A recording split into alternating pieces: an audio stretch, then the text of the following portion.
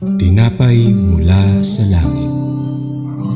A daily morning devotion with CRC Family.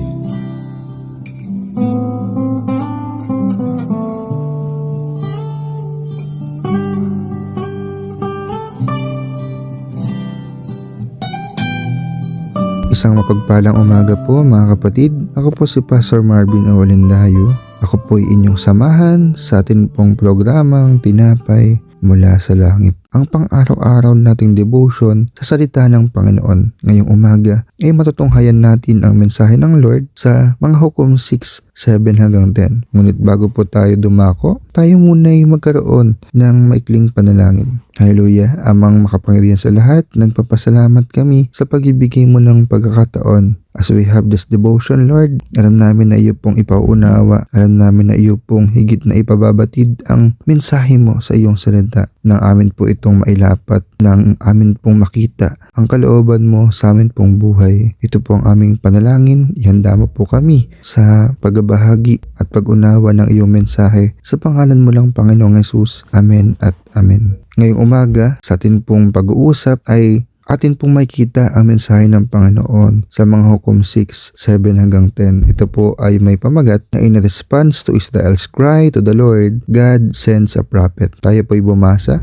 Nang marinig ni Yahweh ang pagdaing ng mga Israelita dahil sa pagpapahirap ng mga Midianita, sila ay pinadalhan niya ng propeta at ipinasabi ang ganito: Inilabas ko kayo sa Ehipto, iniligtas ko kayo sa kanilang pang-aalipin at sa lahat ng inyong kaahaway. Natalo ninyo sila at ibinigay sa inyo ang kanilang lupain. Sinabi ko na sa inyo na ako si Yahweh na inyong Diyos at hindi kayo dapat sumamba sa mga Diyos ng mga Amoreyo sa lupaing inyong tinitirhan ngayon. Ngunit hindi kayo nakinig sa akin. Sa bahaging ito ng hukom, masusurin natin ang mensahe ng Diyos on how He address the spiritual cause of Israel's distress, and it's because of disobedience and idolatry. Iyon ang malaking dahilan ng kanilang matinding pagsusubok.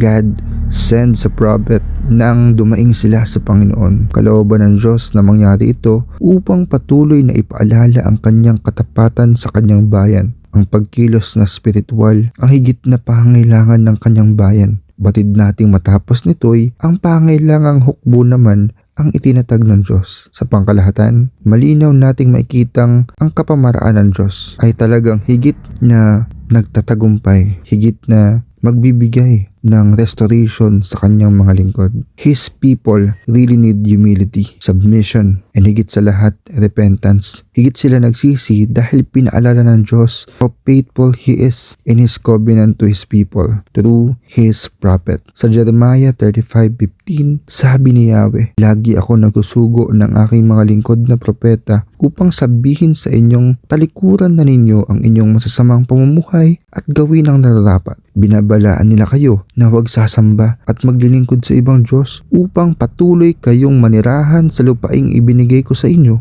at sa inyong mga ninuno. Ngunit ayaw ninyong makinig sa akin. Ayaw ninyo akong pansinin. Tunay na tapat ang Diyos. He has prophet, a vessel who directs and reminds His people. Napakabuti ng Diyos. Siya mismo ang kumikilos upang maunawaan natin ang ating pagkukulang. At sa ating pagkapakumbaba, pagsisisi at pagsunod, ipaparanas naman niya sa atin ang kanyang nakatakdang pangako. Bilang pangwakas, nais kong ibahagi ang paalala ng Lord sa 2 Chronicles 20:20. Sabi niya, makinig kayo mga taga-Juda at Jerusalem. Magtiwala kayo sa Diyos ninyong si Yahweh at magiging matatag kayo. Maniwala kayo sa kanyang mga propeta at magtatagumpay kayo. Nawa, sa patuloy na paikinig sa mensahe ng Diyos, hindi lamang pagkatagumpay ng Israel ang ating mapakinggan. Dalangin kong bawat isa sa ating naikinig at nagtitiwala ay makaranas ng mga pagtatagumpay sa bawat nating kinakaharap at pinapanalangin. Pagpalain po tayong lahat.